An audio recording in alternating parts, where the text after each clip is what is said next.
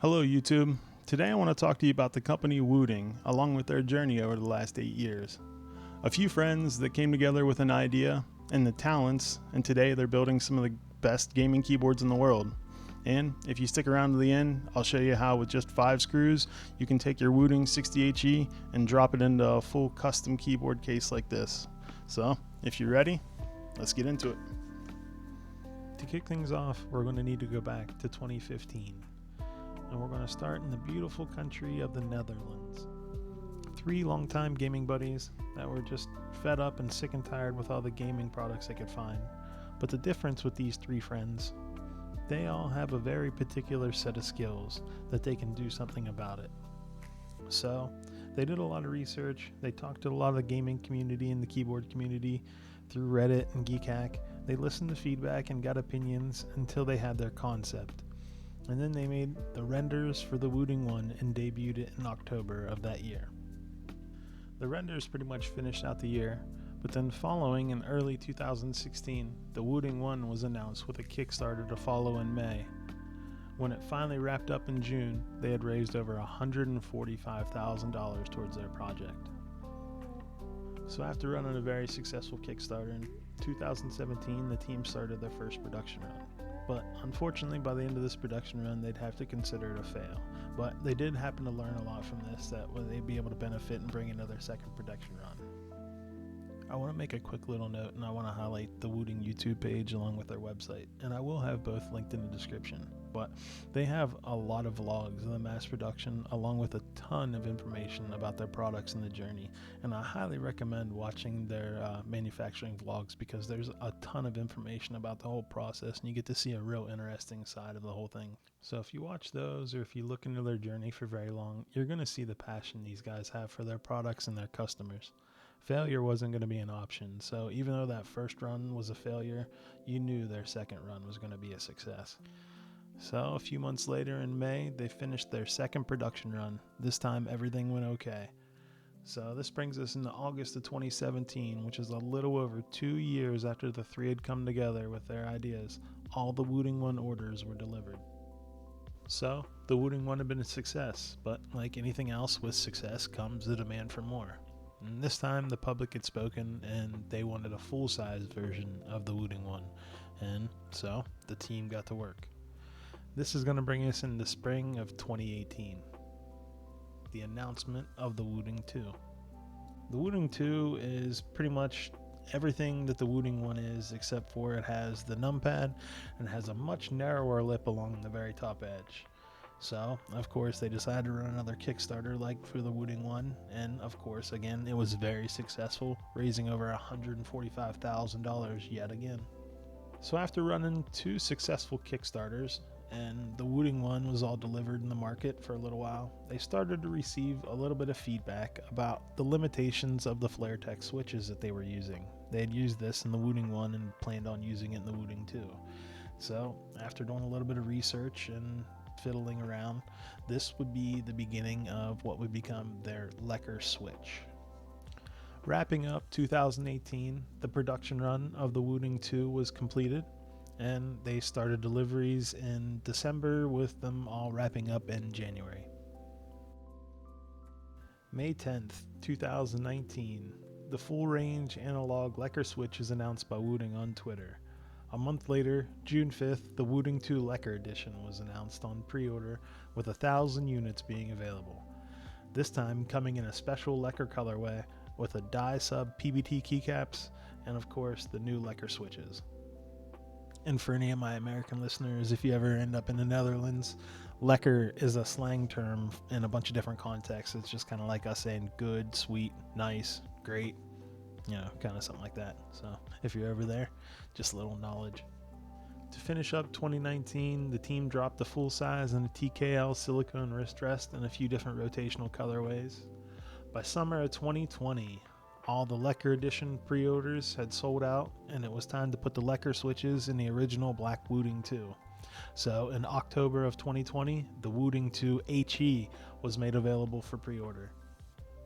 The 2HE, of course, featured the Lecker switches, but also returned to the black ABS and aluminum case along with the ABS keycaps like in previous models.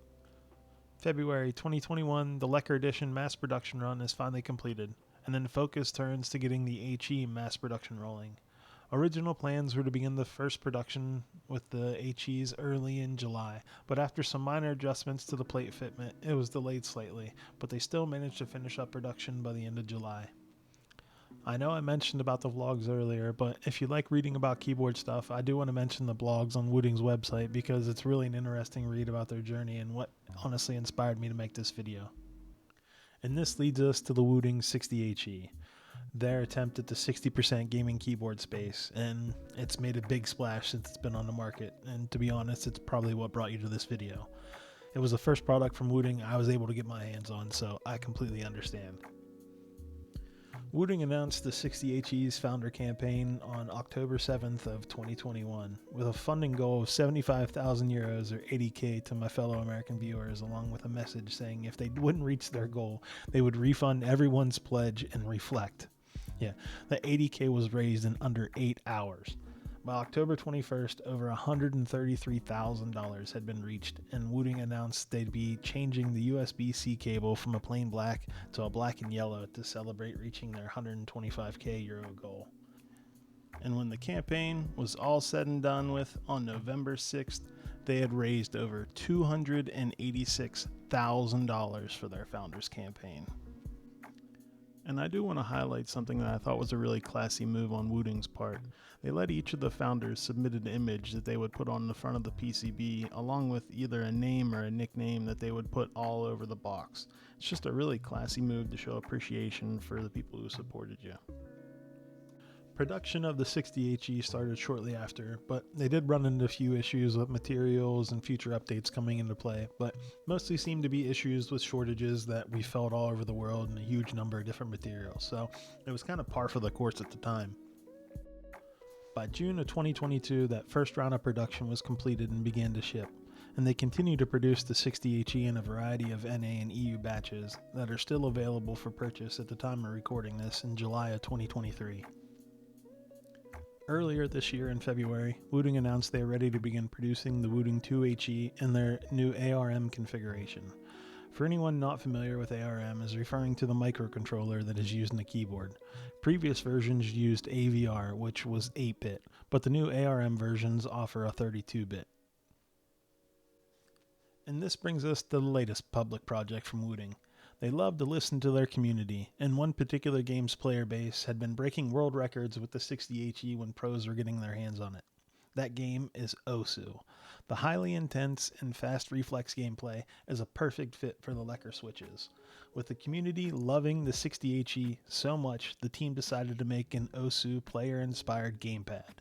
The Wooting Uwu was announced earlier this year with a campaign following in April, ending in May, and raising over $500,000 this time.